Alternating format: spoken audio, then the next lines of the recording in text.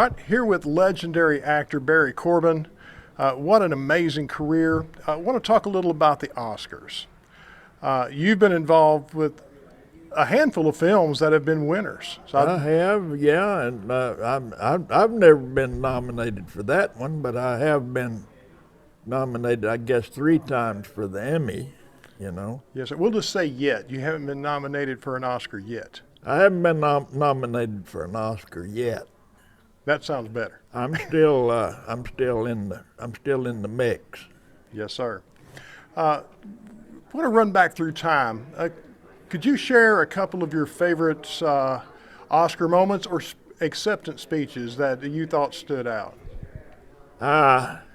One of the best acceptance speeches I ever heard was William Holden when he won for, I believe it is Stalag 17. He looked at the thing and he said, "Thank you," and walked off. Short and sweet. One of the best off-the-cuff moments was when David Niven was on stage, and this was back in the time that they had streakers. So they had a naked man run across behind him, and he looked and he said, "Showing off his shortcomings." Off the cuff and poised at the same time. It's pretty impressive. I was way too young to remember, but I love seeing John Wayne. I guess he got the Lifetime Achievement Award. Yeah. That was, for me, as a big fan, that was an important moment for me. I thought that was think amazing. that was. I'm not sure that was the last time he was on camera. I think the last time he was on camera was a commercial for Great Western. But they put him in a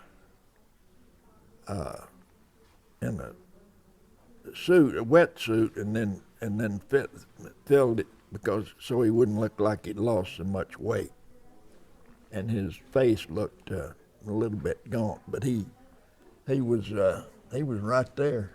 He was right there, and he was ready to. He said, "I'm not going anywhere." He was the Duke all the way through. You bet. And he still is. You know who's on the cover of Cowboys and Indians? Duke Wayne. Appropriately. Yeah. How about actors, actresses, or films that weren't nominated in their year for an Academy Award you feel was deserving? There's got to be a good short list there.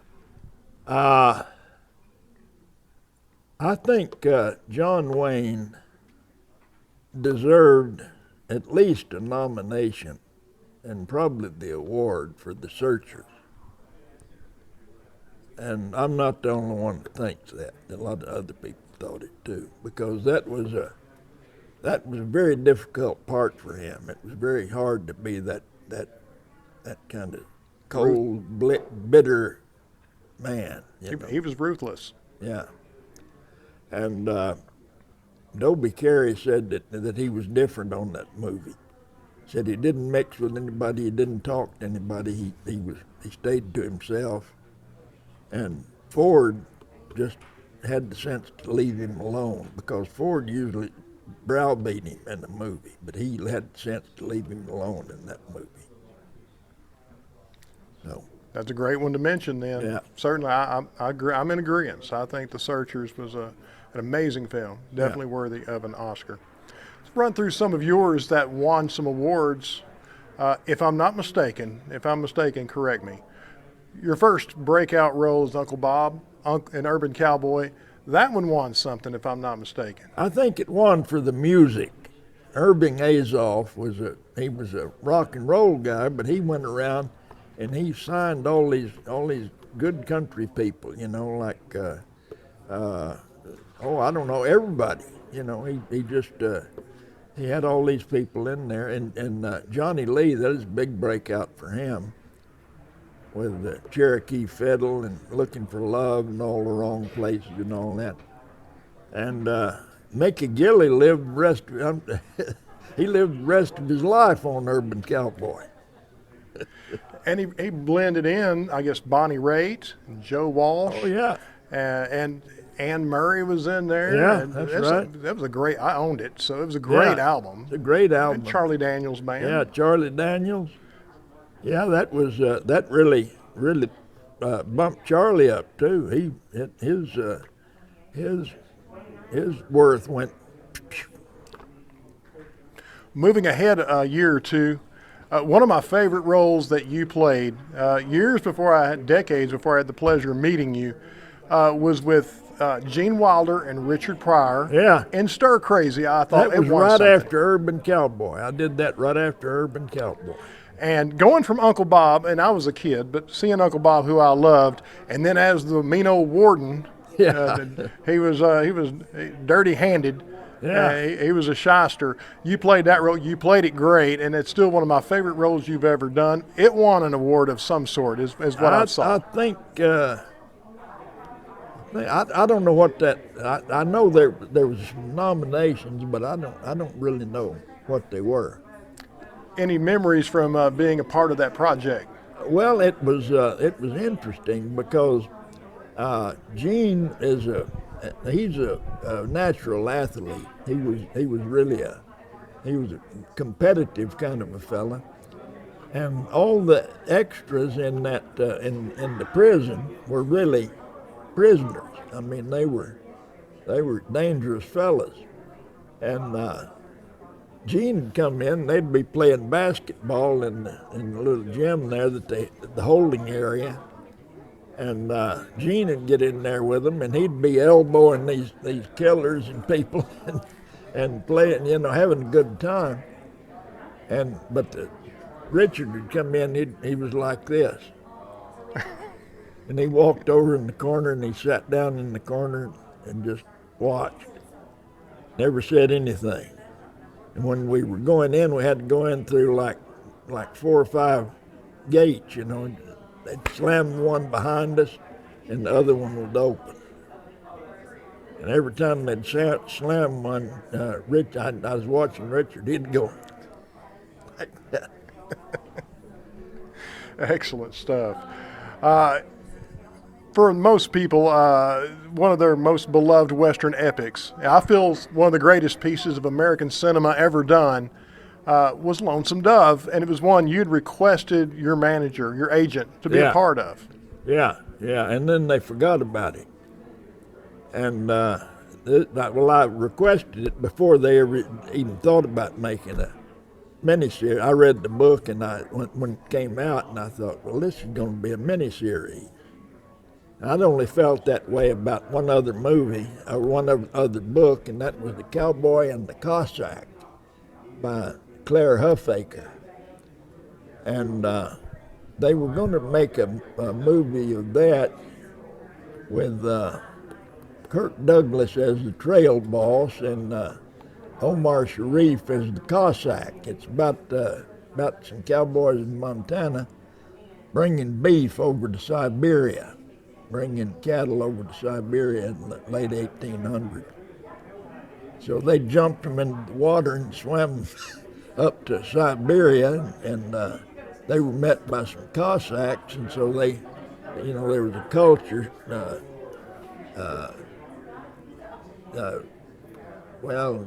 just kind of a culture shock, and so they had to learn how to drive these cattle across Siberia. They had the Mongols and everything else trying to keep them from it. So it was sort of like a cattle drive, but across Siberia. And they were going to have Kirk Douglas and Omar Sharif play the head cowboy and the head Cossack, but they looked around for who owned the rights to it, and Claire Huffaker had sold it to everybody in Hollywood. So he died. So they wasn't anything they didn't know who owned the rights. They never could find out who owned the rights, so they never did it. Well, with Lonesome Dove, it was kind of similar. It went through the ringer. He wrote that as a screenplay originally, a 2-hour movie, and you can't tell that story in 2 hours. So it was good that they dropped. I mean, it would have been nice to see Henry Fonda and John Wayne and Jimmy Stewart do something together, but I'm not sure that was the right thing. I'd say it turned out all right. I think it did. And you were one of the most beloved characters as well as Deputy Roscoe Brown. Yeah, I like that. It's like when Blue Duck killed us. He didn't kill a man and 2 children. He killed 3 children, and that's the whole point of having Roscoe in there, because he was like a child. He was an innocent character. Yeah, He just wanted possum for dinner. yeah, that's it. He wasn't having those frog legs. He wasn't buying the frog legs. All right. You talked last night at your Evening with Barry Corbin show and at the press conference today about the passing of Robert Duvall. Share some thoughts on that. Well, we were never really close friends because we never worked together really that much. You know, I mean, I liked him, and I think he liked me. We were always courteous, and we had a friendly relationship. And I liked him, and you know, we got along well. But we had such different approaches to our work. You know, my whole thing is to make everybody happy. You know, his whole thing was he'd work off of you know, if a director disagreed with him, he would fight and he'd argue and he would you know, have fits, temper fits, and I'd just walk away. I couldn't. I can't. That makes me nervous to have people doing stuff like that. But when you're one-on-one with him, he was very friendly and affable. We really got along well. But he was that's what made him such a good actor, because he wouldn't compromise. I make choices that I can back off of real easy, because I want everybody to like me. He didn't care whether anybody liked him or not, but they better respect him, you know. Yeah, and he's a big loss. He was probably the best actor. You know, people argue Marlon Brando and, you know, this, that, and the other one was, but he was probably actually the best actor in the late 20th and the early 21st century, I think, and a lot of people agree with me. Sean Penn, who's one of the premier actors of our generation, he's now doing things like sending food to Ukraine and stuff. You know, he's a social worker now. But I've known him since he was a kid, and he was doing a scene with Hal Holbrook and me, where we were questioning him about the death of Hal's son in the scene, and he started out crying, and he did that in rehearsal. He just kept it up, and I said, you think this kid can keep this up all this? I said, I don't know, but if he can, he's going to be a big star. Because he never, you know, usually when you rehearse, you just kind of run through the lines. But he was playing it completely. So he was, you know, crying real tears, snot running out of his nose, and he was really doing it every time. He has to get immersed in the craft. Yeah. Brings me back. We got to go backwards, because there was another one I saw that won something as far as the Academy Awards, and another early huge role for you, even though it wasn't a great big role. You were a general in the Matthew Broderick movie War Games. Yeah. And you ad-libbed a lot. And I know originally you weren't the actual general. No, no, the guy, the guy who was my second in command, Joe Dorsey, was originally cast in that part, and he would have been good, but he would have been different. You know, it was a originally they had another director for it, and then they didn't agree with him, so they went with John Badham and brought him in. John recast one part, and that was the general. Had me come in and do that because he'd liked one of the auditions that I'd done for another movie, Blue Thunder, and I turned him down when they offered it to me because it wasn't. I didn't do anything but break the guy's fingers, and I said I've got to do more than that. And so he said, he called me in and he said, he told the casting director, Wally Masseton in the seat, he said, well, I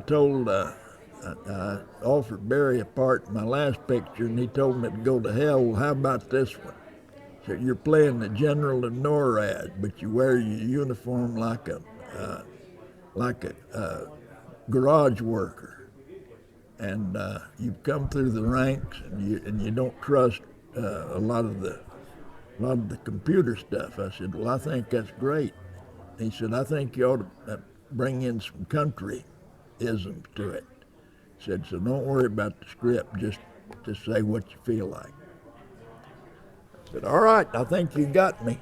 Yeah, iconic lines in that one, and it's an all-time great.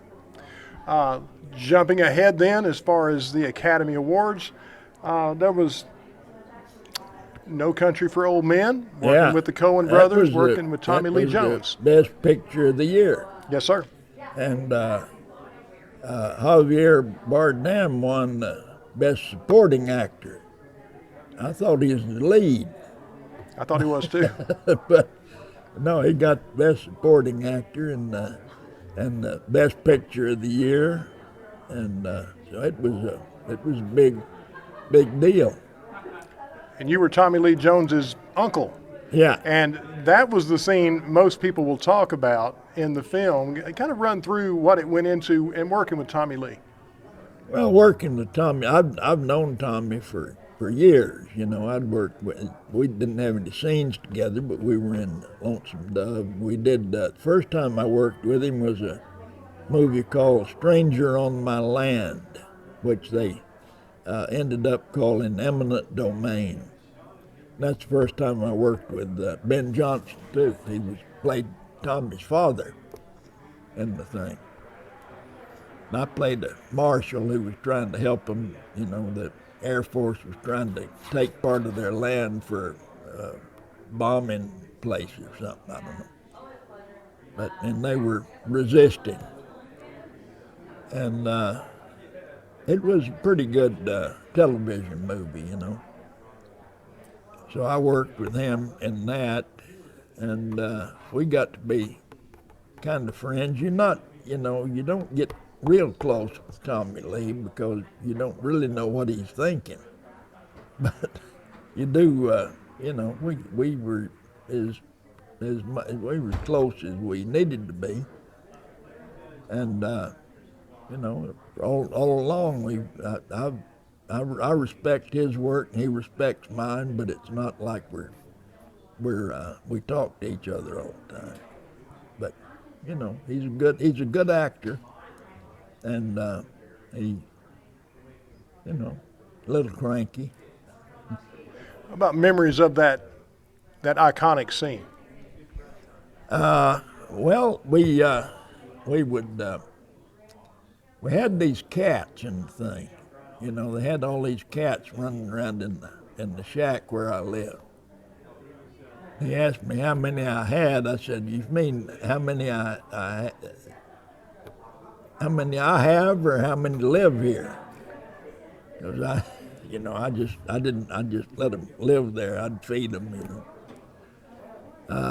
But these cat wranglers, two women brought these cats out there and turned them loose in the cabin. Well, there were some snakes up under the house, you know. He'd do like that, and you'd hear them rattle. And I said, well, don't let them cats out because snakes will get them. And well, they said, oh, okay. Well, you see Tommy Lee come in the first time, the cat runs out the door. It never come back. Yeah. So it was pretty primitive out there.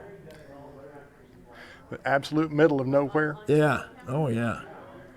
How many, was that something that took a lot of takes or several days, or was it fairly quick? No, we did it mainly in one day. We came in and did a couple of pickups the next morning, and then I took off.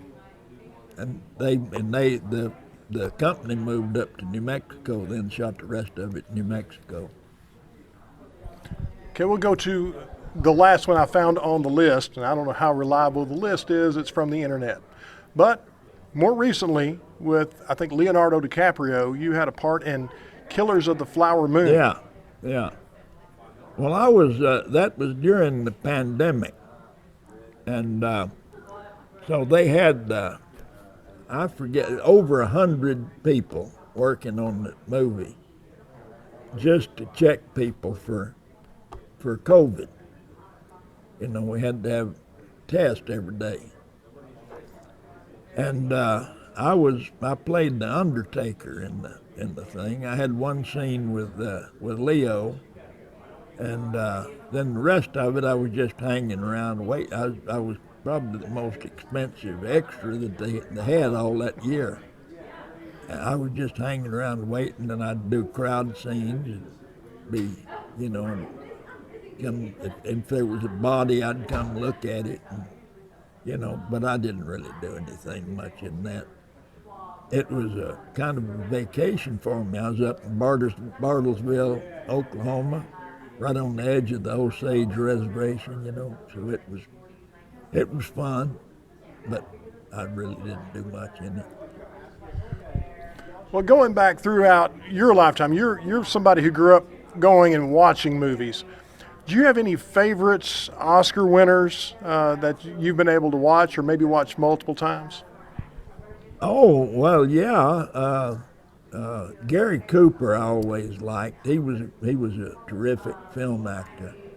I'm not sure it would read in a big theater because he was so subtle, you know. But if he, you know, if he was at the top of his form, if like the thing he did in High Noon, that part was he played that perfectly. A lot of subtle acting. Yeah, and then they had what they played the thing, and the audience thought it was boring, and so then they just in some of the key scenes they'd put the clock up there and show where it was going. Yeah, raise that stress level. And then and they had that song underneath. Do not forsake me, oh my darling. You know, you just barely hear it, and it kind of punched it up a little bit, and that's all it needed. And old Gary Cooper with he was suffering from stomach ulcers. And he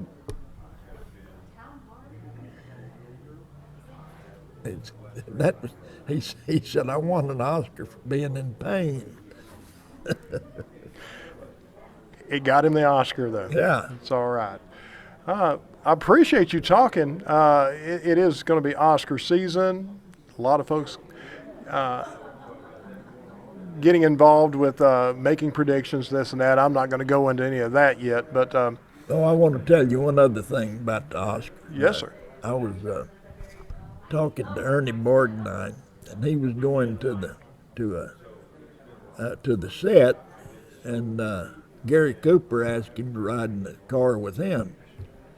So they were sitting in the back seat of this car, going, and Gary Cooper said, "You know, I'd like to be an actor like you." And Ernie said, "Well, what do you mean? You've got 2 Oscars. I've only got 1."